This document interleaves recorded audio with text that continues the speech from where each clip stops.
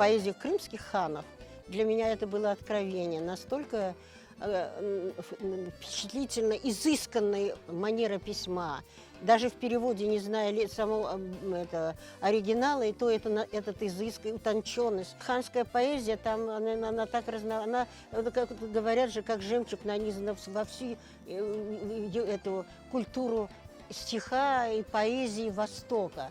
Крымского ханства, поэзия ханского периода, она дополняет и обогащает все, что написано в Средневековье и позже. Просто не влюбиться в них нельзя. Я считаю, что наши поэты должны глубину понять вот это вот.